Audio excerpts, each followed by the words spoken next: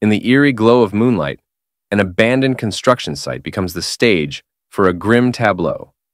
Suspended above a cage teeming with ravenous zombies, evil figures brandish lethal weapons. Among them, a boy named Jiang Xiaoyong grapples with the weight of his past.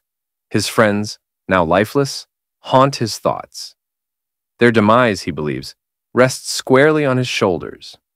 The cold sweat trickles down Jiang's face as he confronts the woman who taunts him about life's meaninglessness. How could she be so callous? How could anyone unleash such horror upon fellow humans? The woman, her satisfaction evident, clings to a well-built man. Jiang's anger flares, and he screams at her, wishing her a miserable end. But fate takes a cruel turn. The man, seemingly grateful for the supplies Jiang provided, presses a button. Suddenly, Jiang plummets into the zombie-infested pit below. The famished undead converge on him, tearing at his flesh. Blood spills, and Jiang mind races.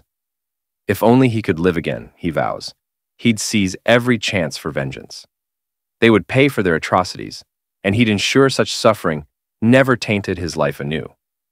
Jiang, roused from a harrowing experience, finds himself summoned by the very woman who betrayed him in a past life. Her shrill accusations echo through the room, demanding that he add her name to the house deed.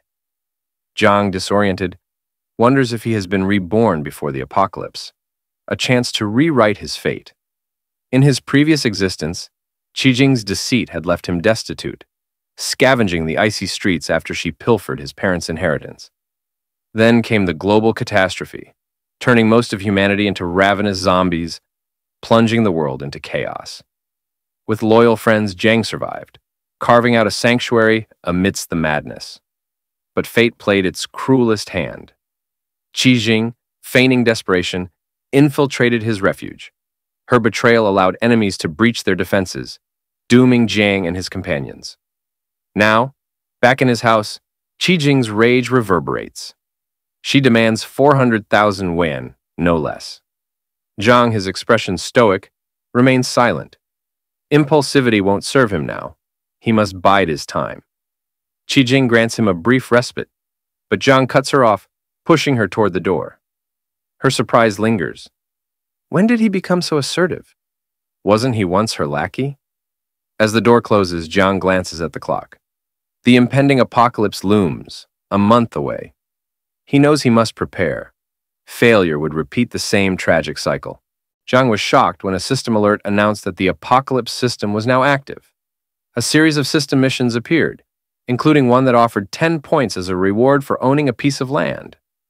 In a surprised tone, Jiang asked what those points could be used for, once he completed a mission, and how he would be able to use them. He soon discovered a system store displaying various items that could be bought with the system points, earned from mission rewards. We learn that in his previous life, Jiang saved every penny to pay the bride price for an evil woman, which left him malnourished. He picked up his phone and received a message asking if he was full. Jiang thought to himself that zombies would be everywhere in a month's time, so he should enjoy good food while he could. The scene shifted to an expensive-looking building with delicious food on the table. Jiang tasted a 300 yuan braised pork dish, and his expression turned to happiness as he exclaimed how unbelievably delicious it was. He was enjoying his meal like a pig when he was interrupted by a message on his phone. It was from a friend of the manipulative woman, and Jiang sighed at the sight of the name on the screen. The friend angrily accused Jiang of mistreating her and said she only wanted him to prove his love. She claimed that if he couldn't give her property, he couldn't truly love her, which Jiang thought was the stupidest thing he'd ever heard. The friend added that Qijing was testing him and that he had failed miserably, but if he brought 1 million in cash by the end of the day, she might help him win Qijing back. Jiang got angry and snapped at the woman. "Who do you think you are to test me like that? Get lost!" Before she could respond, he ended the call and lay back on the couch, thinking to himself that he would build the strongest fortress on his land. It would be a place where no one dared to come, and not only would it be defensible, but it would also be located next to a water source and a forest, ensuring he wouldn't run out of resources. The scene shifted to a bustling hall full of people. Where our MC was walking, a woman greeted him there, asking what he was looking for. Before he could respond, a man, the real estate manager, interrupted. The manager instructed the woman to help move boxes in the back, mentioning they had a lot of toilet paper to deal with. When she tried to protest, he cut her off, reminding her angrily who had taught her everything she knew in the field, and sent her to the back. Turning to Jiang, the manager scoffed at his cheap clothes and mocked him for being a broke loser who couldn't afford a toilet, let alone a house. Jiang's expression darkened, and he asked the manager if he was intentionally looking down on people or if he was just naturally evil. The manager sneered, saying he looked down on dogs like you, and declared that if Jiang could afford a toilet, he would live stream himself eating shit.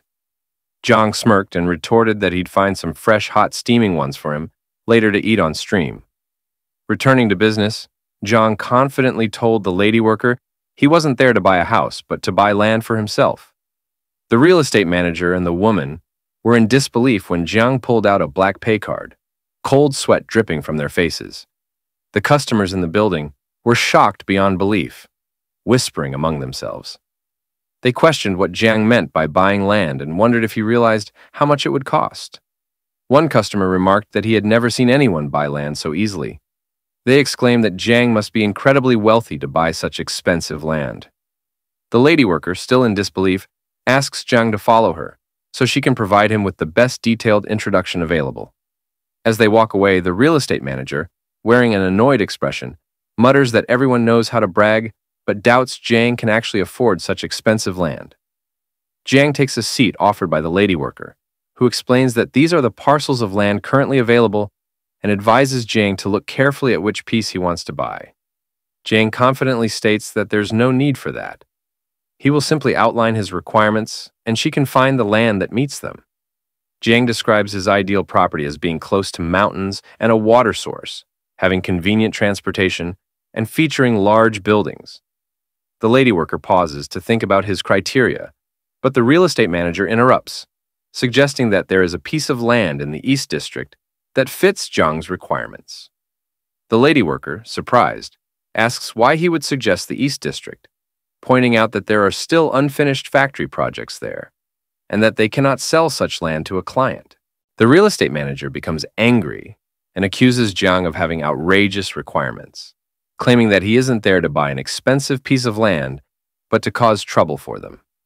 Jiang is surprised to hear that there is a piece of land that fits his requirements and asks the lady worker for confirmation. She responds affirmatively, but explains that there are still unfinished factory projects because the construction team leader ran off, leaving no one to complete the work on time. Jiang thinks to himself that it's a great location because it meets all his needs. He mentions that if he adds barbed wire, it will be easy to defend, and the unfinished factories will save him a lot of money. Jiang tells the lady worker that he will take that piece of land and would like to make a contract now so he can pay immediately. The lady worker, taking back the papers, apologizes for offering such a lot. However, when she hears his response, she is shocked and asks Jiang if he really plans to buy land with unfinished projects. Jiang confirms that he does and says someone is waiting to eat some fresh poop later, so they should hurry with the contract and down payment while the real estate manager is sweating cold drops of sweat. A while later, the real estate manager holds a receipt, incredulous.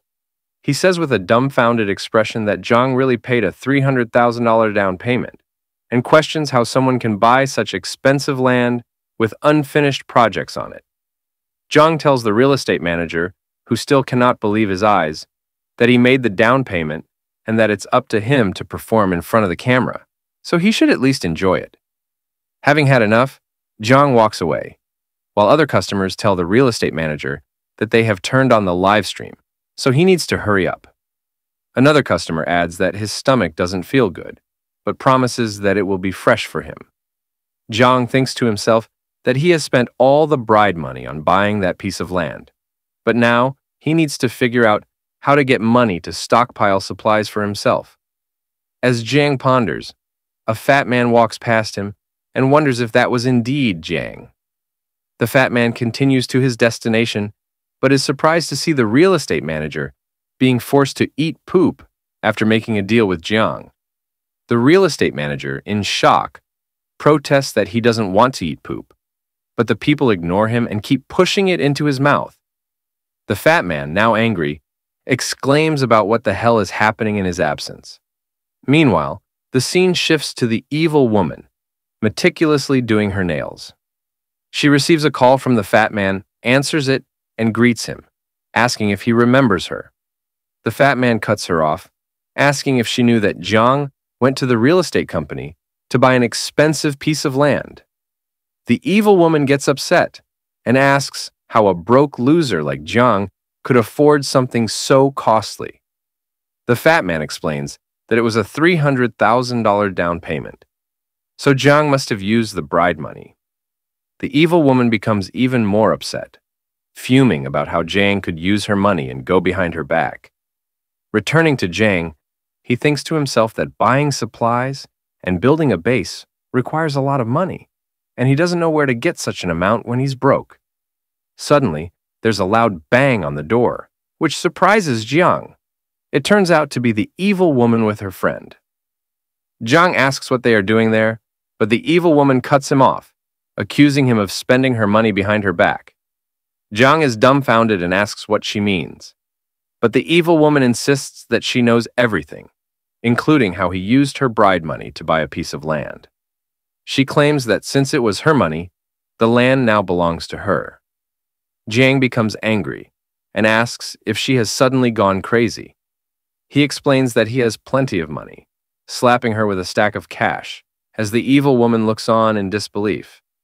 Jiang makes it clear that he will never give her anything and asks if he's stupid for knowing about her long-term affair with the fat man. The evil woman starts to sweat nervously, wondering how Jiang found out about the affair.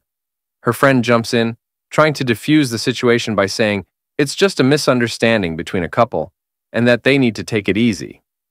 Jiang interrupts, stating that there is no misunderstanding and that a cheating woman like her is no longer his girlfriend.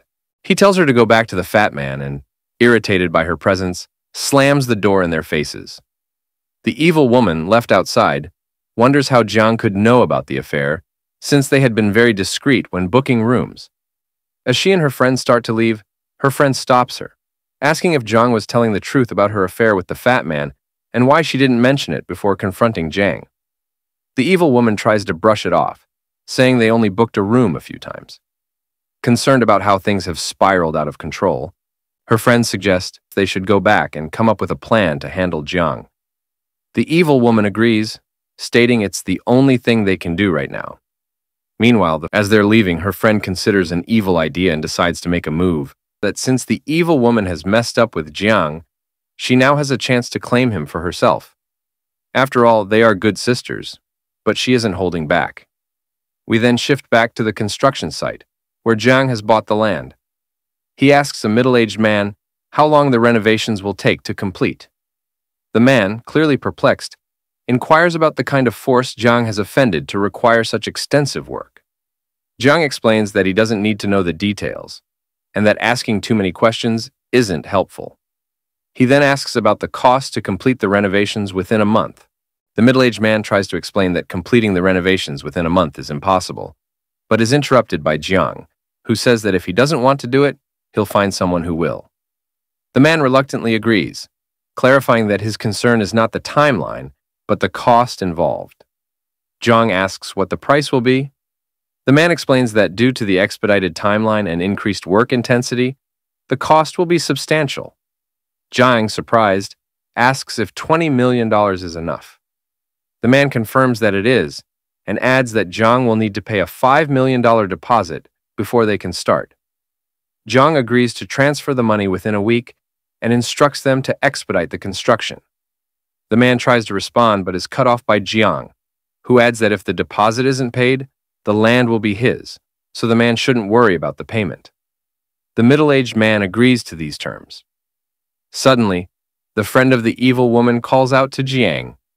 He turns around with a confused look on his face as the friend clings to his arm and asks him what he is doing there, while Liang wonders why this friend of his evil ex-girlfriend has become a bootlicker, even though they're not that close. But you know our boy isn't just a clueless MC who would fall for that. But anyway, this witch had swindled him out of his family's property in his past life, and he had sworn to repay her twice the misery he had suffered. His face was still filled with rage as she acted like a good girl, asking him if this was the land he had bought and complimenting the scenery, calling it a very nice place. She then asked if he planned to build there, all the while desperately pressing herself against Jiang's arm. However, Jiang pushed her away, telling her that whatever he was building had nothing to do with her. His words stunned her, leaving her shocked at his actions. She couldn't believe a man she once considered a pathetic loser had the nerve to push away someone like her. Confused, she wondered why Jiang was acting so strangely that day. Normally, just touching her hand would make him blush and his heart race. But now, he was completely irritated by her presence. Even after deliberately caressing his hands, he still showed no reaction. While she was angry and nervous, Jiang went to talk with the construction workers, instructing them to expand the gates. The witch's friend called out to him, but he ignored her like a piece of garbage. Since he had broken up with Chijuing, she didn't want to miss the opportunity to take Jiang for herself. She saw it as a golden opportunity to claim the land as her own. Desperately clenching her fists, she thought about how to make things work in her favor. Back at Jiang's home, he sat on his couch with documents of his newly purchased land spread out on the table. He had pledged the house to the bank, but it only got him 3 million, which wasn't nearly enough for the first phase of construction. He needed to figure out how to get more money into his broke pockets. With a serious look on his face, he thought that since the apocalypse was coming soon, it wouldn't matter if he sold the house multiple times. He concluded that he would do just that.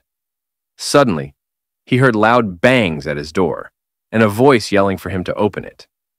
As Jiang walked to open the door, he recognized the voice of his downstairs neighbor, Grandpa Lai, who lived on the floors of the building where Jiang resided. Lai had also wanted to buy Jiang's third floor, but the house was meant to be his matrimonial home, which was why he didn't want to sell it. As Jiang grabbed the door handle, he thought about how the old man was always causing a ruckus. He opened the door, and Grandpa Lai immediately accused him of going clubbing the previous night. Jiang yelled back at the man and asked if he was done with his silly theatrics. He told the old man that he went to bed before 10 last night, so there was no way he could have gone clubbing. Lai said that he didn't care, and that he heard something, but Jiang cut him off and told the old man to stop his annoying rambling. He was fed up with Lai and his crazy stunts. Since the old man wanted the house, Jiang said that he'd sell it to him. The old man was completely stunned and asked Jiang if he was really serious. Jiang looked down at the monkey-faced old man and said that he'd sell it on one condition. Lai asked what it was. Jiang told the old man that his new house wouldn't be ready for 6 months, so he needed to stay there for that amount of time. Before that, the old man would have to pay him a total of 5 million for the house all at once. With that, he'd be able to pay off the loan on his new house. Lai was about to respond, but Jiang cut him off and said that if he didn't agree, then he should forget it, while slowly closing his door. Lai stopped the door, pushed his head in, and nervously said that they'd have to sign a contract to avoid any regrets. Jiang looked really irritated as he glared at the ugly old man and told him that the contract wouldn't be a problem. Of course, with a plague coming in a month's time, Jiang had successfully swindled the old fool. He closed his door and cursed the old man, telling him to stay in his house and wait to meet his maker. Jiang began going through his phone, calculating the old man's 5 million together with the 3 million loan, which came to a total of 8 million. The system popped up and showed that he had completed the first task of owning a piece of land. With that, he claimed the system's reward. The next day, he went into the city to complete the next task, acquiring a year's worth of supplies. He breezed through the shopping mall, collecting items that could be useful to him. People there thought he was deranged, and some even said the foolish boy should be avoided. They all watched as he filled numerous carts with supplies that would last him a year. They didn't understand what he planned to do with all that stuff, and some even called him a pathetic idiot who believed in doomsday rumors. Jiang wasn't bothered by their comments because he already knew what was coming. By the time he had gathered all the items, the task was completed, and the system rewarded him with 10 points. As he looked through the system's store, he thought about how enhancing his attributes would be useful during the apocalypse, but he was too broke to afford anything substantial with his 10 points. Determined, he decided to get the protagonist supply box to expand his advantage immediately. He bought the box, and his 10 points were deducted. The supply box appeared with an infinity symbol on the top of it and question marks around its body. When the box was unlocked, the system information popped up, revealing that he had obtained a level 1 space ring. The ring had a huge spatial capacity of 500 cubic meters, and time within the space was static. Jiang knew the first item he was going to store would be a gold one. With the time-static properties of the ring, fresh food wouldn't spoil. Jiang was happy about this discovery because he was a good-for-nothing idiot who didn't know how to cook for himself. After that, the system presented Jiang with his next task: to gather supplies for 10 years, with the reward being 20 points. Just then, the store manager appeared with some guards and demanded to know who was causing trouble in his store. He looked like a mangy mutt as he asked Jiang to identify himself. Jiang recognized him as Yang Tao, his middle school classmate and the dumb lackey of the school bully, Jiang Xiaoyong. Yang always liked to bully weaker people, but couldn't stand up to those stronger than him. In the past, Yang and a few other idiots had bullied Jiang, demanding a protection fee. During that encounter, Jiang had told them to screw off, saying that Xiaoyong should come to collect the money himself if he wanted it. Jiang was surprised to run into the same blockhead at the store, much less as a manager. Yang ordered him to return all the items he had put in his cart, or else. Jiang cut him off and mocked him for still bullying weak people and acting like a useless wimp in front of those stronger than him. Jiang said he was there to make a purchase and asked if this was how they treated its customers. Yang thought Jiang was crazy for actually claiming he was going to buy all those items. He told Jiang to pay for them immediately, or else he would be roughly handled. An hour later, all of Jiang's items were scanned, and the cashier printed out the total. As Yang heard the total price, he handed the payment terminal to Jiang and yelled at him to pay immediately. With a spark of confidence in his eyes, Jiang swiped his card as if he were in a battle. The transfer was successful, but Yang didn't look too happy about that. As he walked away with his guards, Jiang called him back. Already pissed off, Yang asked Jiang what he was doing. Jiang told him to apologize for his rude behavior, or else he would return all the goods he just purchased. The store manager felt insulted and told Jiang not to push his luck, but the other customers interrupted and told him to apologize. They said an apology wasn't much, and if he didn't, they wouldn't let it go. One of them even started recording, ready to make Yang a famous piece of humiliation. Jiang told him again to apologize, adding that if he did, Jiang would buy 10 times the amount of items he had already bought. Jiang didn't believe his words, so he asked Yang to bring the POS machine so he could show his balance. He swiped his card on it, and Yang was shocked to see that the pathetic weakling he once knew now had over 7 million. It was an amount Yang had never attained in his wretched life. Once again, Jiang told him to apologize.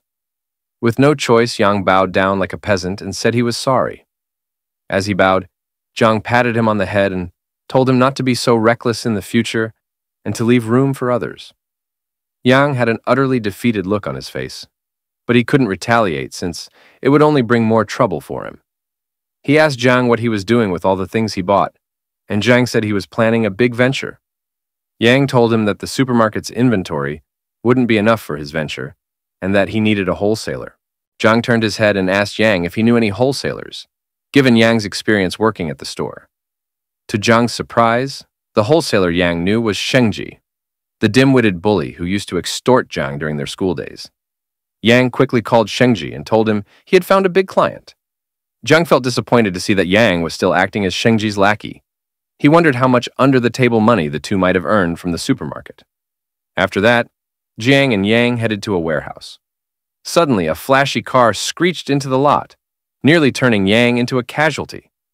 Jiang was furious at the driver's arrogance. Out stepped Xiaoyong, smoking a cigarette and blowing clouds of smoke into the air. Yang introduced him to Jiang and asked if he remembered him from high school. Xiaoyong, seemingly deafened by the smoke, made Yang repeat himself before finally acknowledging Jiang. He blew smoke in Jiang's face and mockingly called him the guy with a bit of a backbone. Tugging at Jiang's hoodie drawstring, Shengji sneered at the supposed fake designer brand and expressed his disdain for people who pretended to be wealthy. Jiang replied calmly, saying he didn't know if it was a designer brand, as he had just bought it from a random store. Shengji grabbed Yang's head, yelling at him for bringing such a useless client. He kicked Yang, dismissing Jiang as a waste of time. Yang tried to explain that Jiang was a significant client, but Shengji refused to believe him, thinking Yang was just spouting nonsense. Shengji claimed he could tell who was wealthy because he had been in the business for many years. However, it was obvious that his brain and eyes were clouded by the smoke from his cheap cigarettes. Yang felt his intimidation wasn't working and said he couldn't impress illiterates like Shengji, who looked down on others. Shengji arrogantly grabbed Yang by the collar and demanded he repeat what he had just said. Jiang wasn't fazed by this and repeated himself, emphasizing that Shengji looked down on people. Shengji, however, fixated on being called illiterate, seemingly unfazed by the accusation of condescension. Yang tried to defuse the situation, explaining that Shengji's sore spot was being called illiterate because it was true, and he despised being reminded of it. In response, Shengji kicked Yang aside like a trash can, telling him to shut up if he was so good at talking. Then, he threatened Jiang, saying he wouldn't let him leave unharmed unless he bought a truckload of goods. Jiang calmly pulled out his phone and told Shengji to stop tugging on his collar and show him the account for payment. Seconds later, Jiang wired $1 million to Shengji, who was shocked to see such a large amount. Shengji was completely baffled as he read the transfer details on his phone. Jiang informed him that he had no other reason for being there and planned to purchase goods worth of $5 million. He instructed Shengji to load up the truck with the remaining goods and assured him that he would pay the balance when the items were ready. Shengji inquired about the type of goods needed, and the reply was straightforward: rice, salt, and essentially anything edible or drinkable. He wanted it all. With a sly smile, Shengji then directed Jiang to follow him. Unbeknownst to Jiang, Shengji intended to offload a batch of nearly expired food. They entered the warehouse, which was brimming with barrels and crates of various supplies. Shengji proposed a 10% discount if Jiang took the entire batch. He was willing to go to any length to clear out the stock. Jiang responded that his decision would depend on the quality of the goods as he approached the crates. He examined a brown bag from one of the crates and scrutinized its contents. Noting that everything was nearly expired except for the outermost layer, Jiang called Shengji a shrewd man for attempting to deceive him. Shengji was taken aback by Jiang's perceptiveness. Faced with the situation, Shengji then offered Jiang a 50% discount. Jiang declined, stating that he only intended to spend the $5 million on high-quality goods. He mentioned having other plans for the expired items, leaving Shengji puzzled about what this eccentric man was up to. Jiang agreed to purchase the nearly expired goods at the 50% discount, but with the stipulation that payment would be made a month later. Shengji asked what would happen if the goods expired and he didn't receive his payment, but Jiang assured him that he would mortgage his house to cover it if necessary. Shengji remained curious about why anyone would buy such a large quantity of nearly expired goods. He inquired about Jiang's business channel, to which Jiang replied that his channel was simply himself. Jiang confidently stated that even expired goods would be worth a fortune in a few days, giving Shengji a reassuring pat on the shoulder.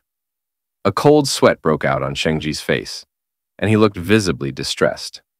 With a trembling voice, he asked Jiang to clarify, but Jiang told him to stop asking questions and just deliver the goods, promising to send the address later. Just then, Jiang received a call, during which the voice on the other end asked if he was selling his second-hand house. As he stepped away to take the call, he informed Shengji that he had other matters to attend to and that Shengji should handle the food. Jiang then exited the warehouse. Yang, who had been a persistent nuisance, asked Shengji if he had been scammed. Shengji, puzzled, wondered how Jiang was managing so well despite his family's lack of resources. When Jiang returned home, he met with Grandpa Lai, who handed him a bag full of money as a deposit. The old man agreed to Jiang's condition of vacating the house within 3 months and requested to sign the contract immediately. Jiang regarded the old man with a hint of skepticism, noting that he hadn't even inspected the house before making a deposit. He was curious about why Lai was so eager to secure the property and asked him about his urgency. Lai, with a sorrowful expression, explained that his granddaughter needed to transfer schools, and they needed the house urgently for residency. He had been searching for properties in the area, but only Jiang's house was available, and he pleaded with Jiang not to back out of their deal. Jiang, recognizing Lai's earnestness, pointedly asked if he wasn't concerned that Jiang might increase the price after hearing his plight. Grandpa Lai looked taken aback, as if he might have a heart attack on the spot.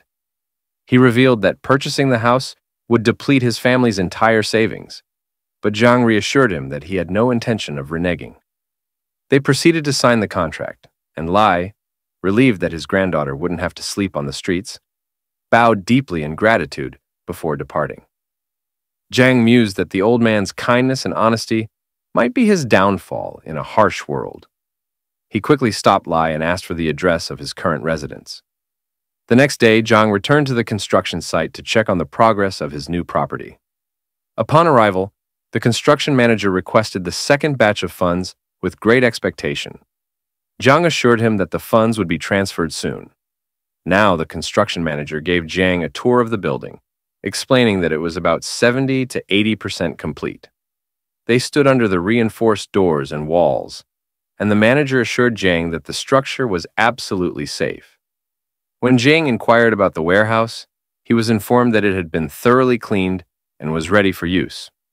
With this news, Jiang called Shengji with a satisfied grin and instructed him to bring the goods. Soon after, workers began filling the warehouse with boxes of supplies. They were enthusiastic about their work, driven by the substantial wages Jiang was paying them.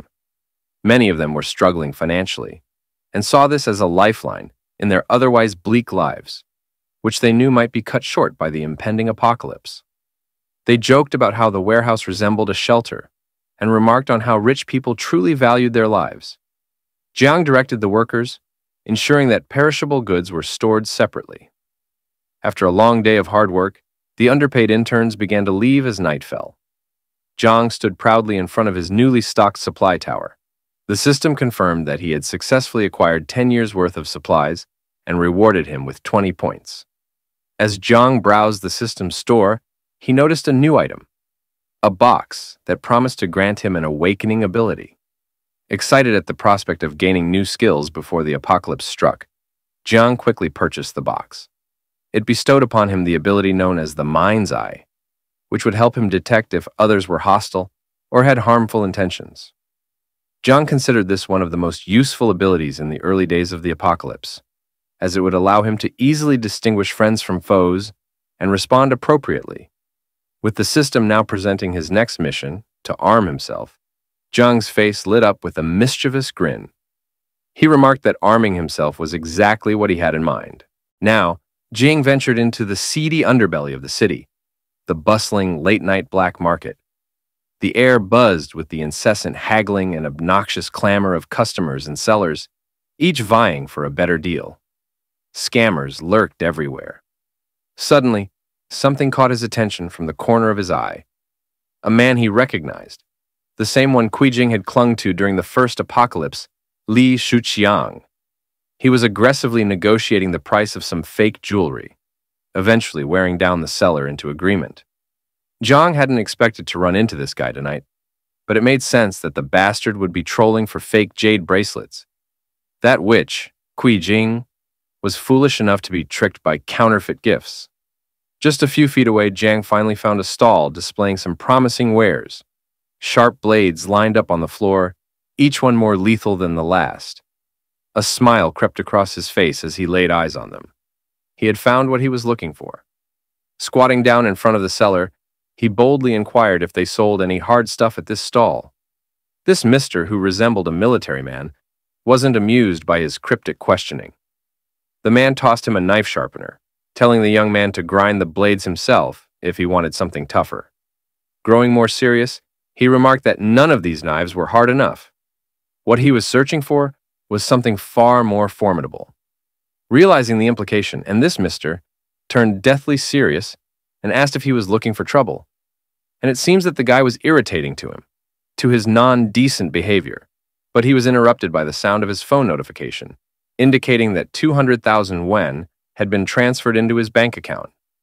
In front of him stood our boy Jiang, holding up the receipt after sending the astronomical funds through the QR code at the stall. This was his way of pacifying the irate seller and proving that he was a serious buyer. Finally convinced, this mister called one of his men to watch the stall while he attended to real business. His attitude towards Jiang took a 180-degree turn as he politely led him to another building, as talking outside could be inconvenient. As he remarked, now they encountered no issues entering the innocuous building next to the store. This guy was now trying to sell Jiang some homemade guns for small targets. They cost 2,000 yen, and the ammo would come cheap. Jiang immediately declined. The offer stoked the guy, competitive spirit a little. He busted out some replica revolvers modeled after active-duty handguns. For 5,000 yen, you'd get a 9mm shooter with bullets costing 5 yen apiece. For him, this was barely acceptable. After all, he had prepaid 200,000 yen. This junk did not stoke his interest at all. Confused by the mention of prepayment, the guy asked what he meant by it. Jiang proclaimed that the initial transfer from earlier was just a 10% prepayment for his order of 2 million yen worth of weaponry. The guy grew worried about this mysterious buyer's affiliation. But Jiang made up a story about how his subordinates usually handle these types of sleazy buys.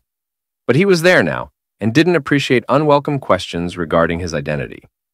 Sensing that Jiang must mean serious business, this guy respectfully urged him to wait a moment while he frantically ran to a different room. He hurriedly locked the entrance.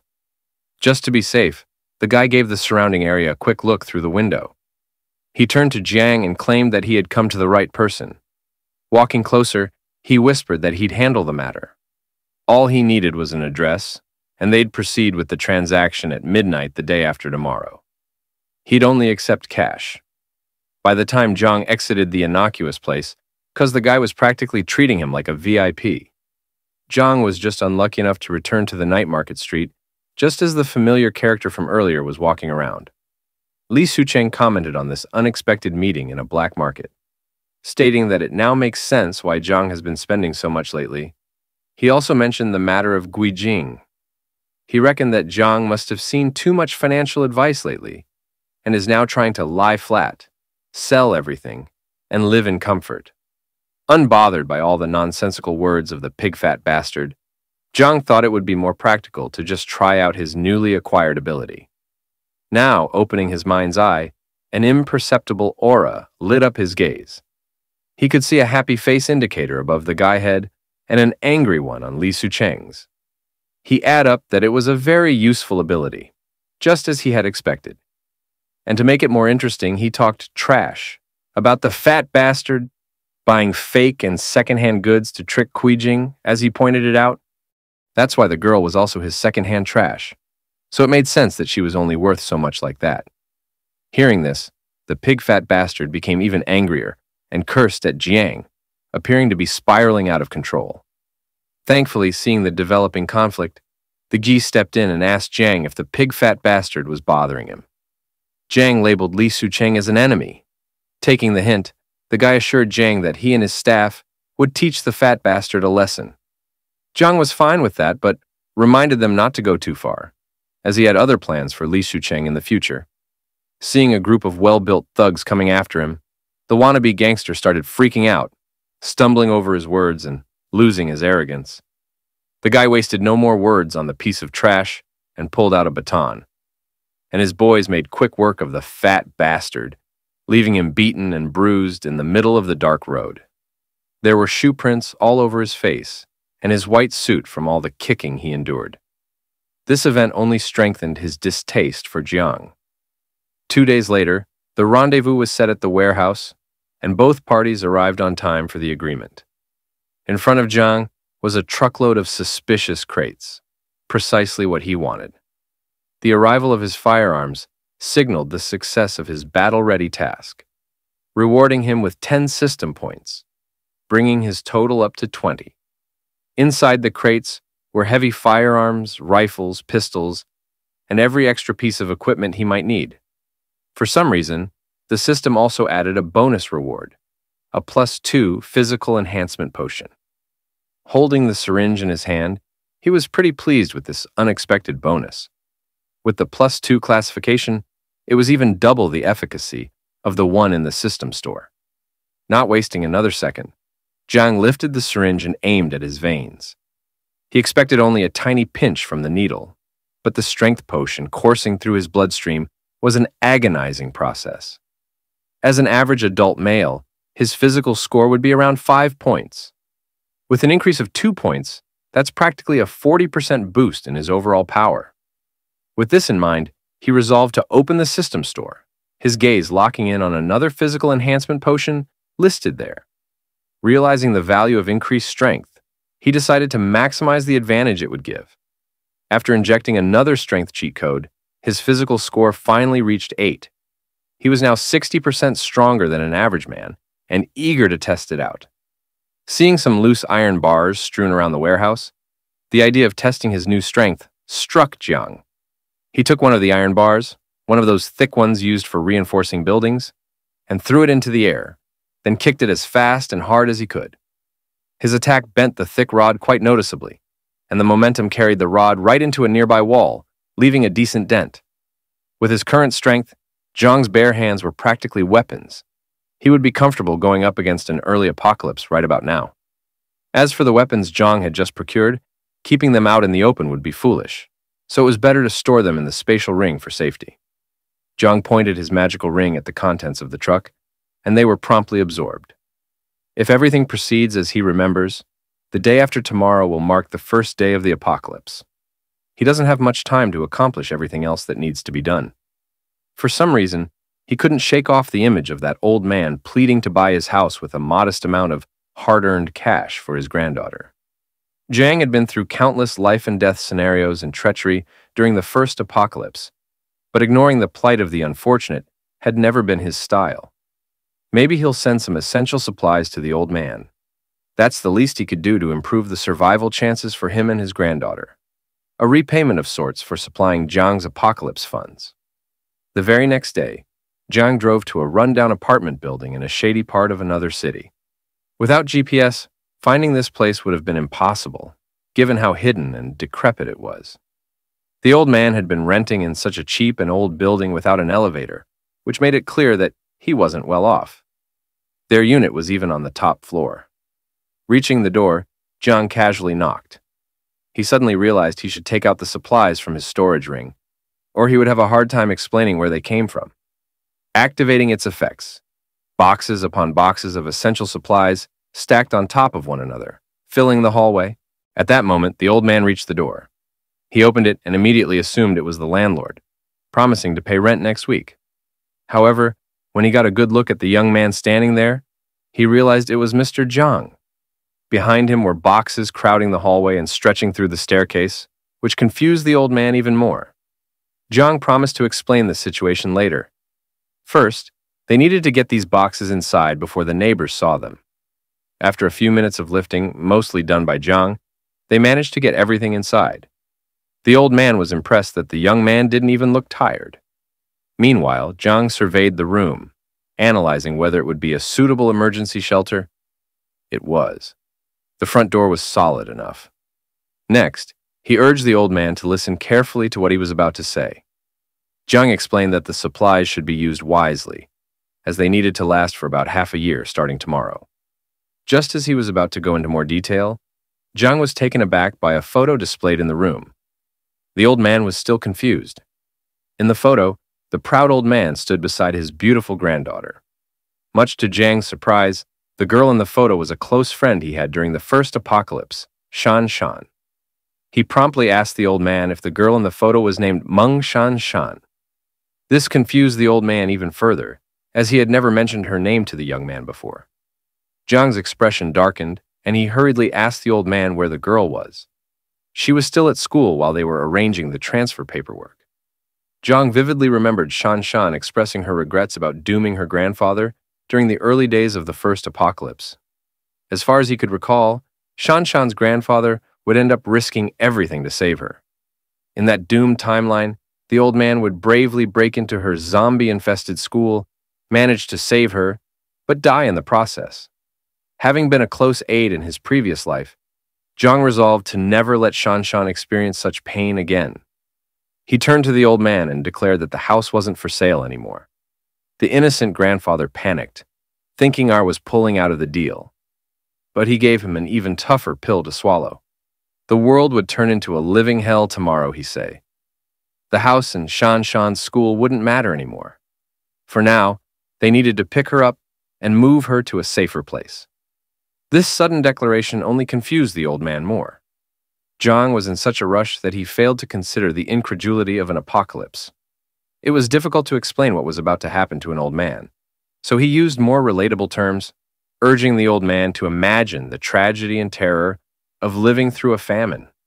Sure, it sounded scary, but famines couldn't happen in times of peace, right? Realizing that words couldn't convince the old man to trust him, Jiang took a show-don't-tell approach. In an instant, he sucked all the supply boxes back into his storage ring. He even included everything else in the room. By the time he was done, the old man was staring at an empty and spacious room. Confused, the old man asked him, while our boy responded that there was no other word to describe it but magic. And he proclaimed that he had superpowers and could see into the future. The old man needed to listen to everything he said to survive and save Shanshan. Their next move was to get the girl out of that school. Now, on the car ride to where Shanshan was, the old man's mouth hung wide open, his eyes fixated on the unbelievable young man. To get there as fast as possible, Jiang drove like a madman, treating traffic laws as mere suggestions. As soon as they arrived, they rushed out of the vehicle to find Shanshan. In front of one of the department buildings stood a young woman surrounded by a few other students. It was none other than Shanshan. At that moment, a stereotypical bully was slapping her across the face because a boy liked her. With defiant eyes, Shanshan insisted that she didn't even want to be with the freak and didn't like the attention from the creep. Another bully stepped in and kicked her in the stomach for daring to talk back. The two took turns beating her up out of jealousy over all the attention Shanshan was getting because of her beauty. The situation was rapidly escalating until it was interrupted by the voice of the old man. Seeing his granddaughter in such a heartbreaking position, he ran toward her, drawing the attention of the bullies. He yelled at the unruly young women for what they were doing to Shanshan, demanding that they let go of her. That's when a thug stepped in his path, telling the old man to step back and let the girls settle their business without interruption, deliberately showing off their blunt weapons and blades. The old man did not hesitate to charge in, even when threatened with knives, yelling at the boys for being mannerless bullies. One of the thugs raised his steel bat, aiming it at the old man's head. It would have been a severe ordeal if the bat had hit, but Jiang stepped in just in time to stop the attack. He looked at the young delinquents, realizing they were still learning to be thugs. The other two shifted their attention to Jiang, mistaking him for Shanshan's older brother or something, an easy target, they thought. However, the thug holding the steel bat found it impossible to move, no matter how he struggled. Jiang then delivered a solid kick to his solar plexus, sending the thug flying through the air as if launched by a cannon. Seeing the fate of their comrade, the other two hesitated for a moment. It was clear that Jiang was trained in combat. Perhaps if they teamed up, they might manage to land a hit on Jiang. But judging by his cold, calculating glare, that didn't seem likely. The two thugs devised their best plan, one at the front wielding a knife, and the other at the back holding a bat. The first to make a move was the one from the flank, swinging his bat in a wide arc. Sensing the incoming attack, Jiang easily dodged with a swift duck. His new body was proving useful already. After taking those potions and enhancing his physical abilities, his reaction speed was heightened. He grabbed the thug who tried to bash him in the head, pulling him by the collar as if Jiang were catching a misbehaving kid. With his newfound strength, Slamming the thug into the cold, hard ground was easy. One slam was all it took for the bully to pass out. The guy must have hit his head on the concrete. Seizing the opportunity, the remaining bully rushed in with a knife. Without batting an eye, Jiang didn't break eye contact as he prepared to strike again. This time, he kicked the thug on the side of the leg with such force that the bully folded like an egg. For additional damage, the fall ended with the bully's face hitting the floor hard. In just a few seconds, the wannabe thugs were dealt with. The only obstacles left were the catty girls aggravating Shan Shan for no good reason. You see, after enduring the first grueling apocalypse, Jiang had become a proponent of equal rights, equal fights. So, he smacked the bully across the face. She wasn't expecting it, and the strength behind that slap was serious enough to make her shiver and turn her cheek red. As for the other bully, since she enjoyed pulling Shan Shan's hair so much, Jiang gave her a taste of her own medicine. He didn't let go, no matter how much she pleaded. With a murderous gaze, he pulled out the knife he had taken from the blonde thug and placed it against the girl's neck. Scared of what he might do, she was frightened to tears. Every bystander in the area heard a crisp slash, followed by an ear-piercing scream. Jiang didn't even flinch. During the first apocalypse, he had done many things for the sake of survival, and those instincts remained with him. The crowd watched in horror at what he had just done. The bully dropped to her knees, seemingly lifeless and powerless. But don't worry, Jiang wasn't that brutal, at least not yet. He had just given her a little haircut, humiliating her in front of everyone. Still not learning her lesson, she cried out that she wouldn't let Jiang get away with doing her dirty like this. He ignored her empty threats, glaring down at her pathetic self, and sprinkled the locks of hair on top of her head for maximum disrespect. He told her he had done her a favor, explaining that long hair would be a burden in the near future. Everyone was confused by his cryptic words, but he assured them that having short hair might just save her life in the coming days. Our boy turned to Shan Shan with close familiarity, telling her they had to leave immediately, even if she didn't know where they were going. Nevertheless, her grandfather persuaded her to get into his car right away. Inside, he informed her that she wouldn't be returning to school anymore. With a serious look in his eyes, the old man explained that a massive catastrophe was approaching, and survival had to be their priority. Shan Shan wasn't buying it, though. She thought her grandfather had fallen for some scam. Jiang watched as the young woman worried that her grandpa had been conned out of cash. The young man was just relieved to see Shan Shan safe and promised to protect her in this new life. Seeing that Grandpa's warnings had no effect, Jiang intervened and admitted that the information about the supposed famine came from him. Shan Shan realized she didn't even know who this man was or where he was taking them. Jiang properly introduced himself, asking her to call him Brother Jiang. She thanked him for standing up to the bullies at school, and he assured her that those guys wouldn't have many days left to live. Curious about the looming threat, Shan Shan asked if the famine was real. Jiang confessed that he had made up the famine story to help her grandfather understand. A famine in modern times would be nearly impossible, so he clarified that what was truly coming in the next few days was an apocalypse, the end of modern civilization as they knew it. Such a declaration would make anyone doubt their sanity. Checking the time, Jiang decided it was about time to check the news and internet for signs of the impending disaster. When Shan Shan pulled out her phone, a video of a man making ominous end-of-days predictions appeared front and center. The man, detained by authorities in a crowded train station, was being described as having rabies and biting others. Despite his apparent lucidity, he recited grim details about a strange-smelling smog. In the video, the detainee resisted being held down, breaking free to bite more people like a rabid animal. From that point on, chaos erupted. As Jiang had predicted, the initial signs of the apocalypse were already in full swing. Tomorrow would mark the official start of the apocalypse, with a toxic smog beginning to blanket several provinces, including Province B. This unknown smog would affect all living beings, causing a significant portion of the population to mutate into mindless zombies roaming the streets in search of prey. Those who survived the smog wouldn't escape the cruelty of the zombies. Anyone who died an agonizing death would also become one of them. Shan Shan, being part of the new generation, had a general idea of what zombies were like from films and pop culture, but it was hard to believe it was happening for real. However, when the chaos fully kicks off, whether tomorrow, the day after, or next week, the idea will no longer seem so unbelievable. Unfortunately, they were caught in traffic at a time when getting back to headquarters was crucial. The situation was so bad that even the emergency lane was blocked and backed up.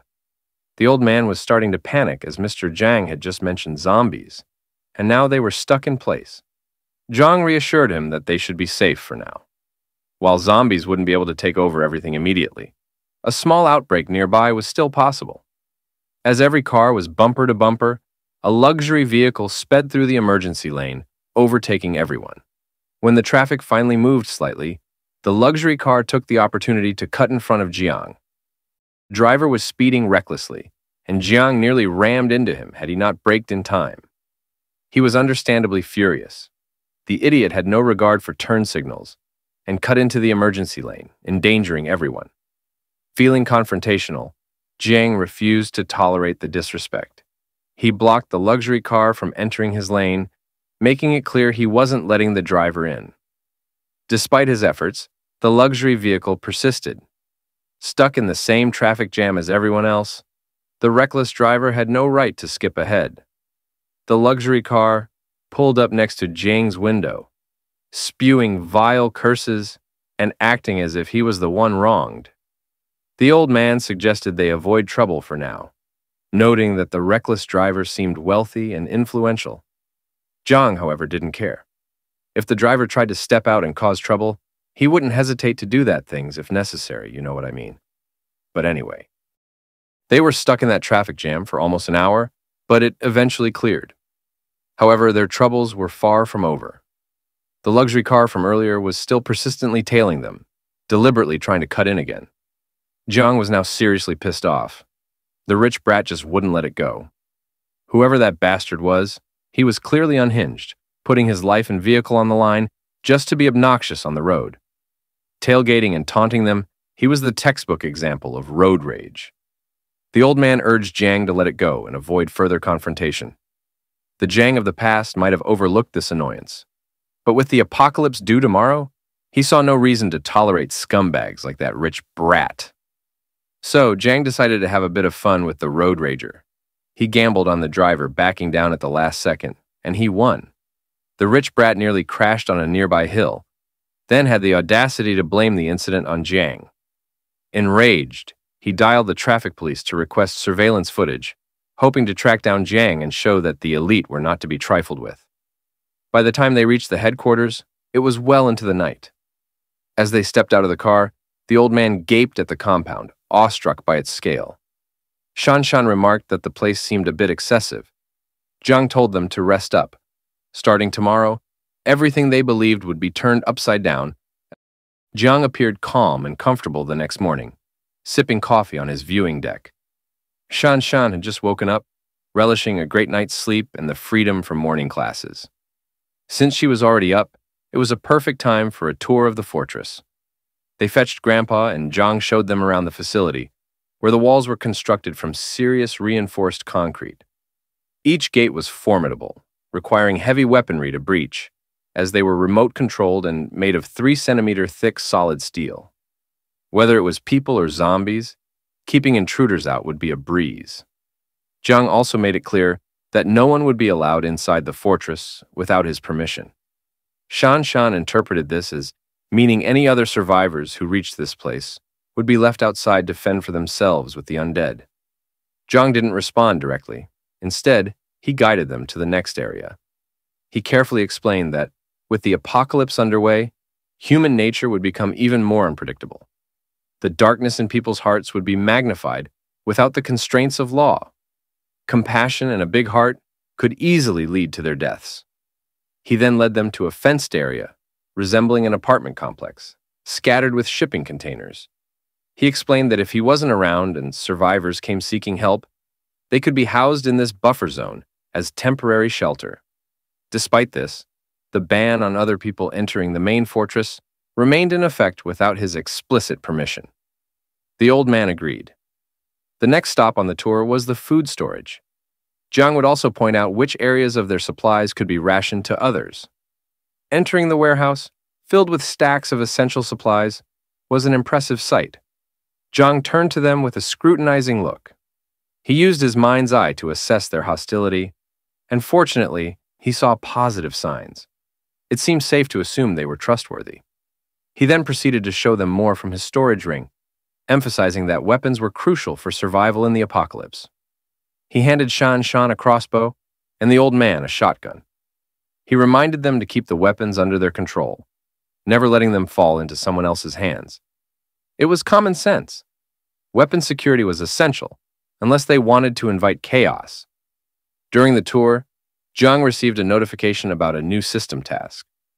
After reuniting with Meng Shanshan, he was now assigned to locate another former comrade named Zhang Qi. This news surprised Jiang. As he looked out over the city from the viewing deck, he saw an arrow indicating Zhang Qi's location. Jiang had already planned to track down his old friends, so this was a welcome bonus. Before setting off on his mission, he instructed the grandpa-granddaughter duo to remember the rules and never think of breaking them. When asked where he was going, Jiang replied that he was heading out to recruit and build up the team. The large arrow pointing to Zhang Qi's location directed him to a KTV bar. Inside one of the rooms, a group of friends was enjoying drinks and singing karaoke. The silver-haired Zhang Qi, already drunk, stumbled out of the room with a friend to use the restroom. After finishing, the two drunkenly made their way into the hallway. Zhang Qi accidentally bumped into a girl.